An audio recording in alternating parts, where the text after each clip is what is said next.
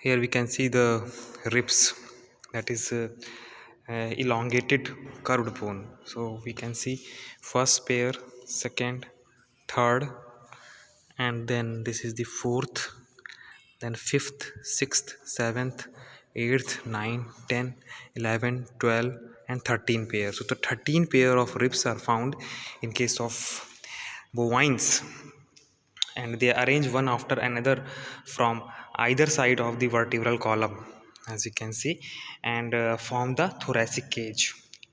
So in case of cattle they are 13, but in horse they are 18 pair, and out of which first 8 pair are external ribs and rest 5 pair are external. So first 5 in this 8 pair, first, second, third, fourth, fifth, sixth, seventh, and eighth, these are external ribs, and remaining 1, 2, 3, 4, and 5 are these are the external ribs. So why they are external ribs? The external ribs, that is 8 pairs, are connected to the sternum directly through their own costal cartilage. So they are, one is left, one is not there, but this one, second, third, fourth, fifth, sixth, seventh, and eighth, we can see that they are having their own costal cartilage, this one. So they are attaching the sternum in this way. That is why they are called external cartilage or external ribs.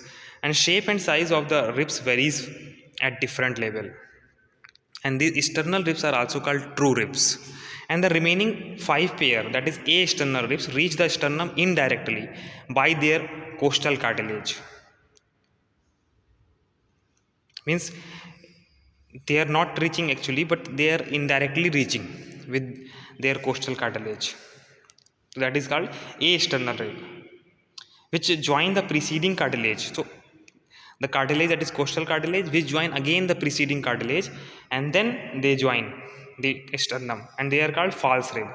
And few ribs, either single or in pair, and the caudal aspect sometimes visible at the end of the series, which are not connected with the sternum directly or indirectly, are called floating ribs. So they are last one or two there in the last. Then typical ribs, what are the features? Has a head at proximal end and a costal cartilage at the distal end, which we can see. This one is the head, this part is the head, this is the tubercle, that is attaching with the tubercular facet of the thoracic vertebrae. So this is the head, in between the head and tubercle, this is the neck. So as a typical rib is having head at the proximal end, and the shaft is there, costal cartilage is there at the end. So the shaft, the body is curved, as we can see, having two surface and two borders. So one is lateral surface, one is medial surface, and two border, this is anterior border, this is the caudal or posterior border.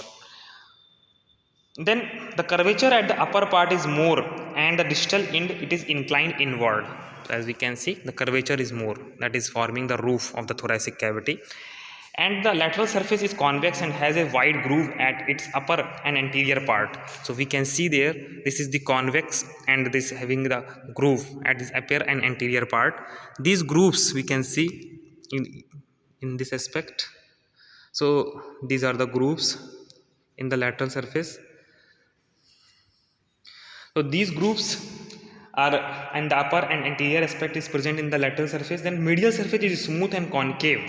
So this is the medial surface, we can see the medial surface. In this we can see, this is the groove in medial surface also. This is the, in this aspect the groove is there.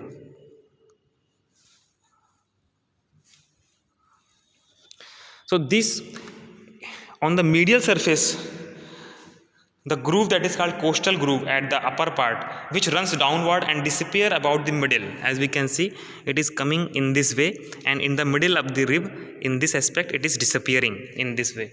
And this lodges the intercostal vein. So intercostal vein is lodges in this aspect on the medial and posterior aspect.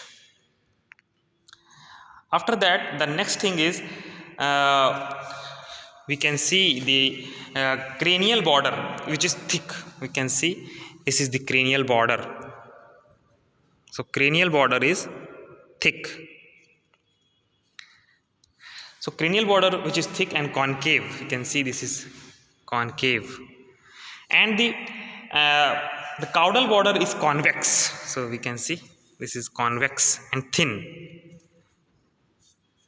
and convex like this. So convex it is there, that is called caudal border, and which lodges the costal groove for the intercostal vessel, as we have seen that in this aspect proximal end. We can see this is the vessels for the attachment of intercostal vessel, and this groove is prominent in the upper part. Then head presents two articular facets separated by a groove. So here we can see in this aspect, one is this one and one is this one. So articular facet on the head that articulate with the costal facet or capitular facet present on the body of the thoracic vertebrae, and one head is articulating with the two thoracic vertebrae, anterior one and this one posterior one. So two thoracic vertebrae forming the having the on the body this costal facet or capitular facet combinedly form the capitular cavity which articulate with the head of the rib. Then the tubercle which is situated behind the head, and the two structures which are separated by a constricted portion, that is called neck. So this is the tubercle, this is the head, constricted structure here, this is called the neck, as we can see here closely.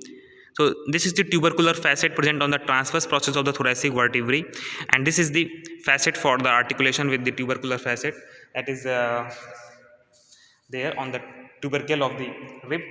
So tubercle is situated behind the head, as we have seen here. The length of the neck is variable, and distal end articulate with the costal cartilage, as we can see here. This is distal ends of the rib are articulating with the costal cartilage, and these cartilage are cylindrical, and they are hyaline cartilage actually, and they are cylindrical in shape. And then the first rib is least curve, as we can see there. This one is the least curve structure, and short and thick, and cranial border is presenting a faint groove here. That is a faint groove is there, and for axillary vessel, and sometimes it presents a small tubercle above the groove here in this aspect. This is the head, this is the tubercle. Sometimes it represents that is a faint that is a small tubercle above the groove, and this is small tubercle above the groove which marks the origin of scalenus muscle. So this is the giving the origin to the scalenus muscle, and costal groove is absent in case of first rib, and 8th, 9th and 10th rib are longest. So first, 2nd and 3rd, then this is the 4th, 5th, 6th, 7th and 8th, 9th and 10th, we can see they are the longest, and having the largest or the widest also.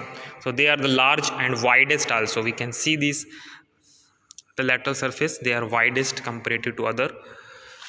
Then the next thing is last rib is slender and curved, and head and tubercle are fused in this force in the last rib. So in the last rib we can see the head and tubercle are almost fused, and that is why they are having some differentiating feature in the last rib. So this is about the 13 vertebrae along with the thoracic vertebrae along with the 13 rib of the cattle.